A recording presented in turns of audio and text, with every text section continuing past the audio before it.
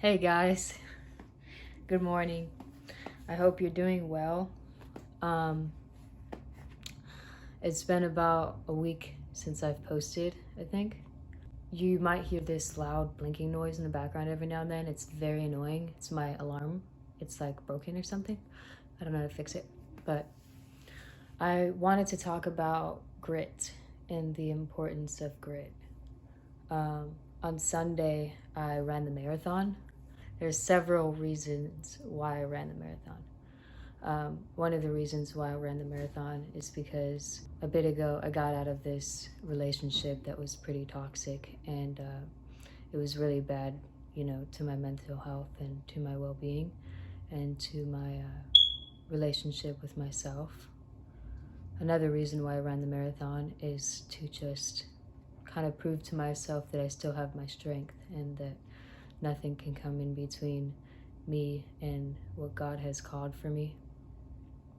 And another reason why I did it is just to prove to myself that nobody can take my light and nobody can take my strength, that our strength is always there. Running the marathon was a big thing for me. It was a huge accomplishment. It was one of the biggest accomplishments, to be honest, like in my life.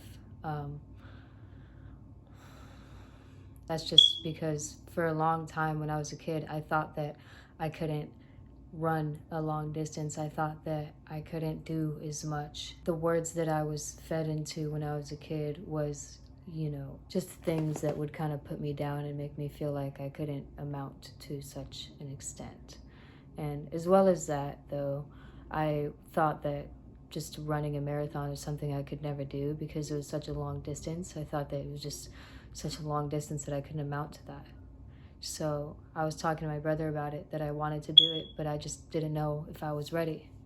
And my brother made it very simple for me. He said, well, where are you at right now? How much miles can you run now? And I said about 3.5, maybe 4. And he said, okay, then start at 6 miles.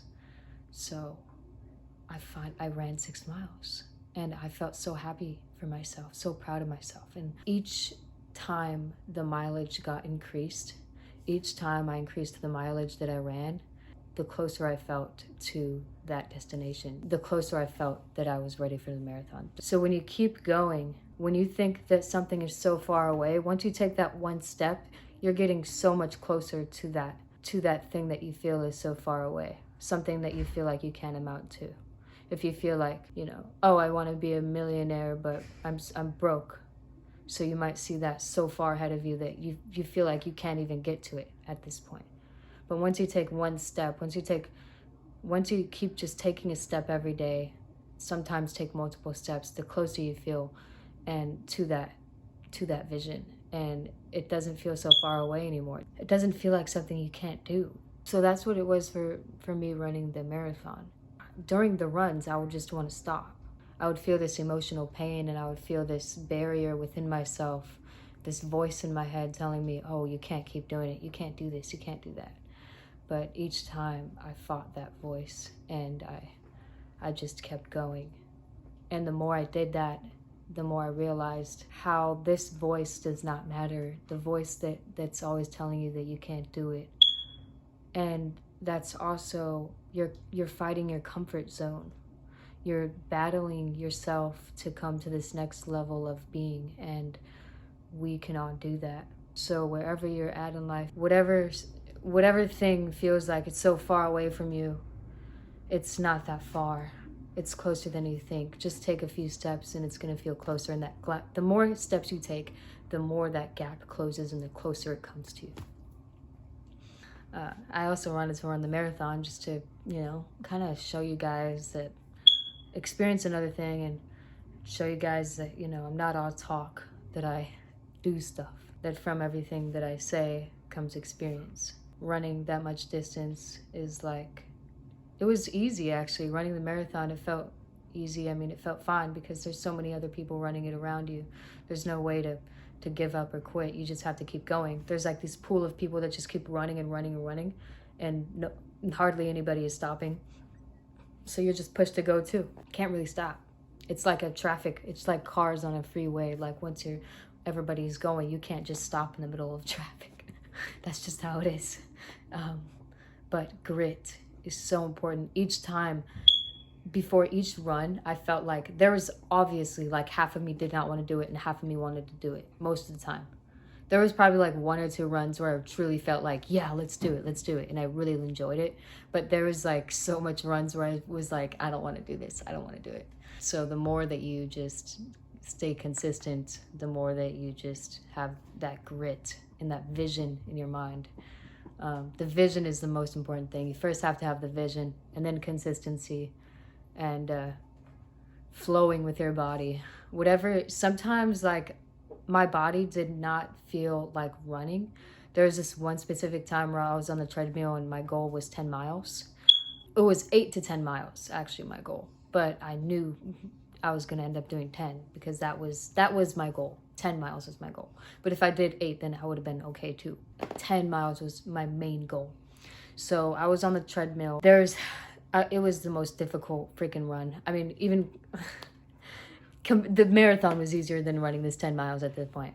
Okay, so I was running 10 miles, and 5 miles in, I just felt so bored. Like I wasn't listening to any music. And like 1 mile in, I listened to music, and then I just got bored of listening to music. And so I turned off the music and I was just running. 5 miles in, I'm calling my brother. I'm like, hey bro, like I'm bored. I really don't want to be doing this run right now. After the call with him, I kind of just like let myself walk a little bit on the treadmill. Flowing with your body is so important, because if your body doesn't want to do something and your mind doesn't want to do something, that's like a little difficult there. So at that point, you kind of just have to meet the level where they can both have level ground. So I was like, okay, so you don't want to run. You really don't feel it in your body to run. Can we walk? And you know, that wasn't a bad option. So we walked. So I walked. I walked a little bit, and then I ran, and then I walked, and then I ran, and then I walked. It took me like 3 hours to run 10 miles, which is a very long time. But you know, it's fine. I walked a little bit, but I got it done. You know, that's the thing. That's the point. You have to just get it done. Just flow with your body sometimes. Sometimes your body is not going to want to run the whole thing. So if you want to walk, then walk a little bit. And this goes for everything. If you feel like one day, you know, you don't want to do all the things on your to-do list and you just really don't have the energy for it, just put a star on the things that's the most important and just get those 1 or 2 things done, and just, you know, just do whatever you can accommodate to best at that time, with where your mind and your body is and your spirit, because we all have to be in accordance. Our body and spirit and mind have to be in accordance, and it's good to meet the levels of our need at that moment. So grit is very important, and just having the vision and flowing with your body. The marathon was really good. It was a really great experience. Definitely doing it next year again.